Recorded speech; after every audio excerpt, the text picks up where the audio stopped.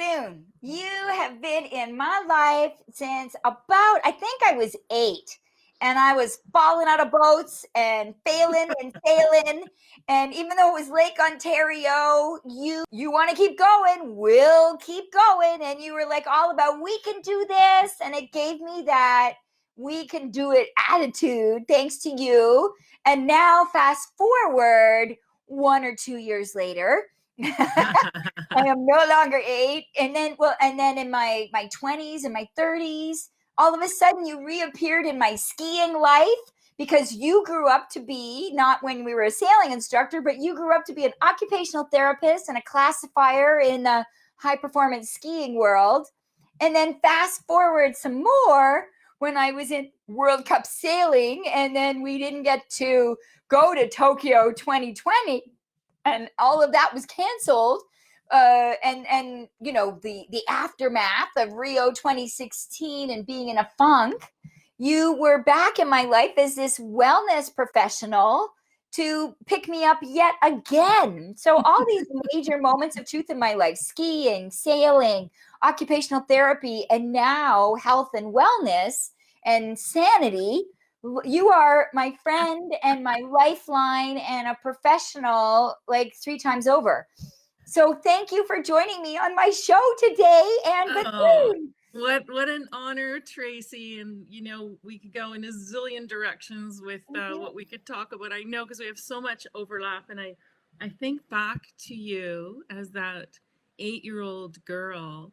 And you came with that unstoppable spirit. I cannot take credit for it at all. And I just remember a few moments with you, and you were just such a big, smiley, happy little girl.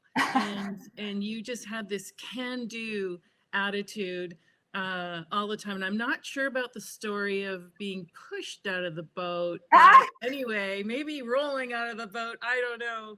Yes. But I just remember having so much fun in those years of teaching you sailing. And then when we reconnected and I said, hey, Tracy, what have you been doing? Oh, yeah, well, you know, I became a sailing instructor, and then, you know, I'm a Paralympian sailor. And I kind of went like, and I've been traveling the world, and, you know, I just went right on. That is just the coolest. And I've just been such a fan of yours as well. And the fact that we can kind of mutually impact each other's lives has been really, really such a joy.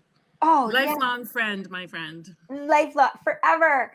And I forgot to add to all of that, seeing your beautiful jewelry. Like, also, so I should have one of your pieces on now. I don't think these earrings are from you, but you have some incredible jewelry pieces too. So not only my soul inside, you decorate me on the outside, and all my muzzles too.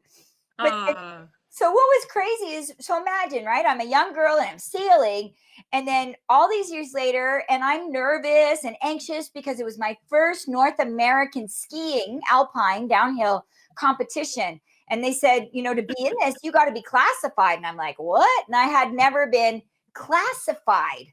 And so I spend all my life trying to prove what I can do. And now they want to send me to some room to prove what I can't do. And it was really confusing. And I walk in the room and it's you after all these years. So many people listening today may know what a classifier is, but I think a majority don't know what classification is in the Paralympic world. So can you just give that a bit of an overview? Oh, sure. Yeah. So classification is really kind of best described, and I hate to use the word handicap, but you know, the handicap you have for golf, right? Yeah. So it's kind of a system of applying a handicap to even the playing field, and not focusing on someone's inability, but focusing on their abilities and what they can do, right? So there's different categories of classification for skiing, for example. There's a sitting classification, there's standing, there's visually impaired. And then within each of those 3 classes, they break them down into different classes. And then there's a factor added to their end time. And it really makes it a little bit more fair for everybody to compete. Because, you know, well, look at Will and Tracy. these Paralympian athletes are, devoting their life to um, becoming, a Paralympian, and this classification is so essential to be fair and put people in the correct category. So it's usually people who have a background, or a health professional background to some degree, and a passion for skiing, and it's all a volunteer gig for the classifiers. Which So is you, a passion for sailing and skiing and yeah, like occupational therapist.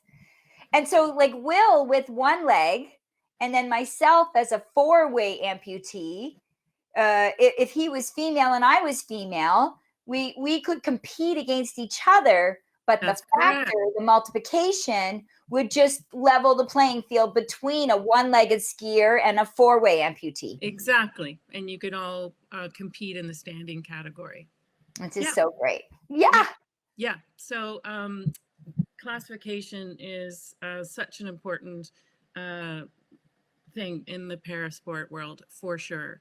Yeah. So, and you've been through it a lot, and we're not always popular as classifiers. I'm actually not working as a classifier anymore. Okay. But I'm still passionate. It's just one of those things, you can't do it all in life, and I have so many balls in the air, but still follow it and have lots of friends in the world who are. So, Well, and I'm so pleased to say that when COVID happened in March, I know it happened before March, but when the airline shut down in March, I'm happy to say I was in British Columbia visiting half a dozen ski hills, largely because of Anne Bethune introducing me. So we got to, right before COVID shutdown, lockdown, you and I got to ski a bunch of hills together. well, it was so fun because I brought you out as our keynote for our vast Vancouver Adaptive Snow Sports final kind of festival day and vast cap, and we just had such a riot. We got that in like literally 4 days before things shut down because of COVID. And we even squeaked in a day skiing together at Whistler, which was just so fun and so memorable. And then things really changed over the next year, as we know. So it was just such a joy to really have that fun time with you, Tracy, and ski, and saw you got wiped out by that guy. We won't talk about that, but yeah, full body slam. And it could have been like romantic, right? Maybe I got a date out of it, but I didn't. I think he was married. Yeah. He probably fell for you anyway. You're so great.